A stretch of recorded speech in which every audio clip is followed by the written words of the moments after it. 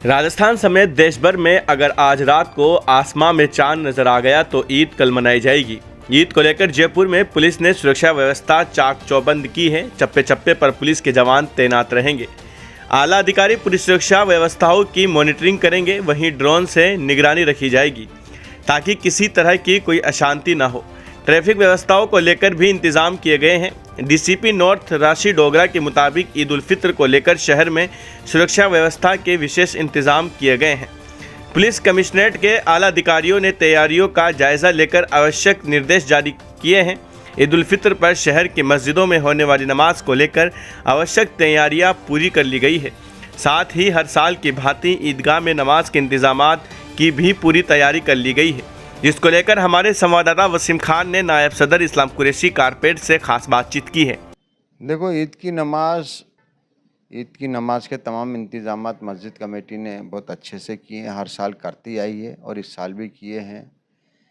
हमने थोड़ा इसमें प्रशासन का सहयोग भी लिया है।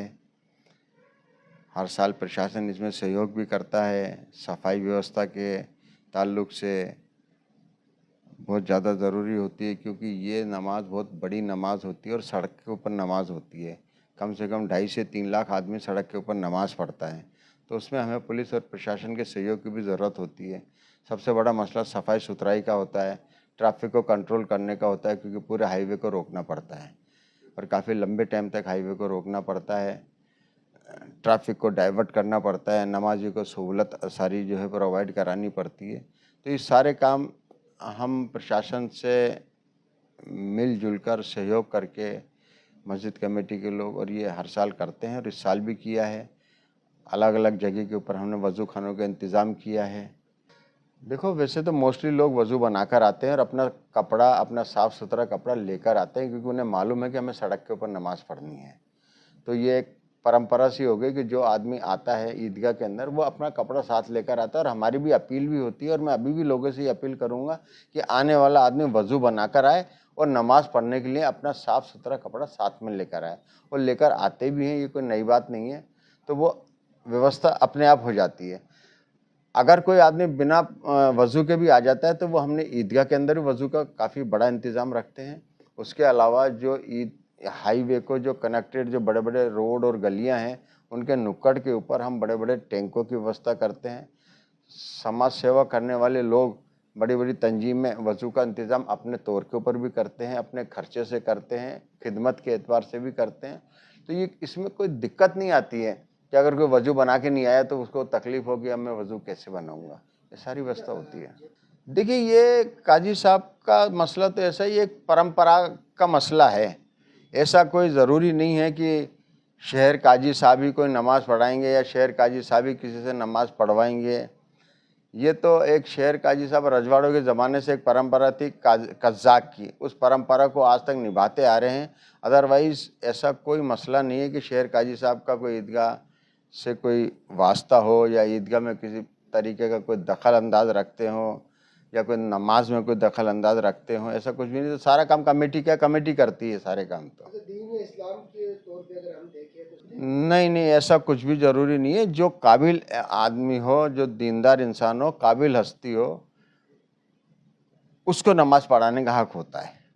ये काजी का कोई ज़रूरी नहीं है, आलिम का कोई ज़रूरी नहीं है। अगर काबिल हस्तियाँ और भी हैं, उनसे ज़्यादा काबिल है। जयपुर शहर बहुत बड़ा है, यहाँ काबिल हस्तियों की कमी नहीं है। तो कोई भी काबिल हस्ती, जैसे इस साल जो हमने ये तय करा है, तो वो मैं नाम बोल रहा हूँ, मुफ्ती साहब हैं, मुफ्ती वाजिद साहब जो है नमाज अदा कराएंगे, ईद की नमाज। ये हमने कमेटी के लोगों ने और काजी साहब ने हमने मिलकर ये तय करा है कि इस साल ईद की नमाज मुफ्ती वाजिद साहब जो अदा कराएंगे। और वक्त भी जो हमने तय किया है वो सुबह 8:30 बजे का हमने वक्त तय करा है कि ईदगाह के अंदर जो नमाज होगी और सुबह मॉर्निंग में 8:30 बजे इंशाल्लाह ईद की नमाज भी होगी। शासन प्रशासन से तो मैं यही अपील करूंगा कि जिस तरह हमेशा शासन प्रशासन ने ईद की नमाज में सहयोग किया है, उसी तरह से वो हमारे साथ में तालमेल बना के और सहयोग करके रखे, ताकि नमाज जो है शांतिपूर्ण तरीके से हो जाए, सुरक्षित तरीके से हो जाए, कोई अल्लाह ना करे कोई मिस हैपनिंग क्रिएट हो। क्योंकि इस वक्त अफवाहों का बाज़ार बहुत ज़्यादा गर्म है। जयपुर नहीं, राजस्थान नहीं, पूरे हिंदुस्तान के अंदर ईद की नमाज को लेकर कई किस्म की बातें होती हैं, लेकिन फिर भी हमारा राजस्थान और राजस्थान में ख़ास तौर से जयपुर शहर एक जो समझ लो कि गंगा जमनी तहजीब की एक मिसाल है। यहाँ पर अभी तक ऐसा कोई मामला यहाँ पर नहीं है जैसा कि और शहरों में या और ज़िलों में या और सूबों के अंदर हो रहा है। तो मुझे पूरी उम्मीद है कि हमारे पुलिस कमिश्नर साहब जो हैं, उनकी निगरानी के अंदर नमाज बहुत अच्छे तरीके से, बहुत शांतिपूर्ण तरीके से अदा होगी, जैसे कि हर साल होती आई है। देखिए ईद का जो इंतजाम आपने देखो, मैं आपको बताऊं, आपके चैनल के माध्यम से मैं बताऊं, ये वक्फ बोर्ड का मामला मैं राजस्थान वक्फ बोर्ड की बात कर रहा हूं। हमारे राजस्थान वक्फ बोर्ड का मामला बड़ा अजीब व गरीब है, बड़ा ख़राब मामला है। स्पष्ट रूप से कहूँ तो बड़ा ख़राब मामला है। हमारा राजस्थान वक्फ बोर्ड निकम्मा वक्फ बोर्ड है, कुछ काम नहीं करता है, सिर्फ पेपरों के अंदर काम चलते हैं। इसको किसी मस्जिद से, किसी खानका से, किसी वक्फ जागीर से कोई मकसद नहीं है कहीं बर्बाद हो, आबाद हो, कोई कब्ज़ा करे, कोई किराया देवे ना देवे, किराया घटाना है बढ़ाना है, कोई मसला नहीं है इनके लिए। हमारे चेयरमैन साहब जो हैं बहुत अच्छे आदमी हैं, खूब मालाएं पहनते हैं, खूब फ़ोटो खिंचाते हैं, खूब अच्छे से हमेशा जो है सुर्खियों के अंदर रहते हैं, लेकिन सिर्फ फ़ोटो खिंचाना और माला पहनने के लिए हैं वो शहर में। अच्छा, आपने कहा बदलाव देखना चाहते हैं उनके देखो, बदलाव अगर करना चाहो तो इसमें इतनी गुंजाइश है, इतने बदलाव की गुंजाइश है। सबसे पहले तो एक वो होता है ना, किराया कमेटी को इतने मजबूत तरीके से बनाना चाहिए। करोड़ों रुपए, अरबों रुपए की प्रॉपर्टी जो बर्बाद हो रही है, जिसका मार्केट किराया, वक्फ बोर्ड जो किराया उसका कुछ और लेता है, उसको एक सिस्टमेटिकल तरीके से स्टैंडर्ड रेट का एक किराए वाली प्रणाली बनानी चाहिए, जिससे कि हर महीने करोड़ों रुपए का वक्फ बोर्ड का नुकसान हो रहा है। अगर खाली इस नुकसान को ही वक्फ बोर्ड रोक ले तो वक्फ बोर्ड, राजस्थान का वक्फ बोर्ड सबसे अमीर वक्फ बोर्ड बन जाए। आज जो राजस्थान वक्फ बोर्ड की इतनी दुर्गति है कि कहते हैं ना कि कर्मचारियों को बांटने के लिए तनख्वाह तक नहीं होती कई बार। वक्फ बोर्ड की इतनी बुरी हालत है, और वो इसलिए है क्योंकि प्रॉपरली उसको देख रेख नहीं है। अरबों खरबों रुपए की प्रॉपर्टी, जिसके लाखों रुपए किराया आना चाहिए, वो हज़ारों रुपए में आता है। उसको किराए को नहीं बढ़ाते, उसके ऊपर कोई कार्रवाई नहीं करते।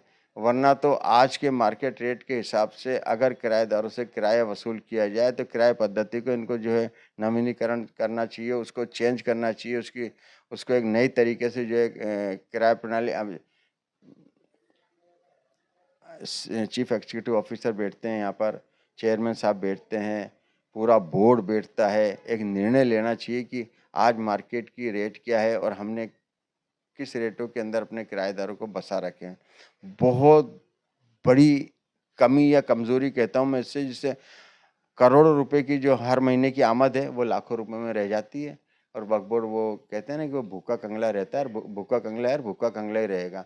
कोई काम यहाँ करना ही नहीं चाहता है, कोई प्रॉपर्टी का कुछ भी हाल हो, इनको कोई मकसद नहीं होता। और ये मेरी बहुत बड़ी शिकायत है, आज से नहीं बरसों से शिकायत है कि वक्फ बोर्ड को कुछ करना चाहिए।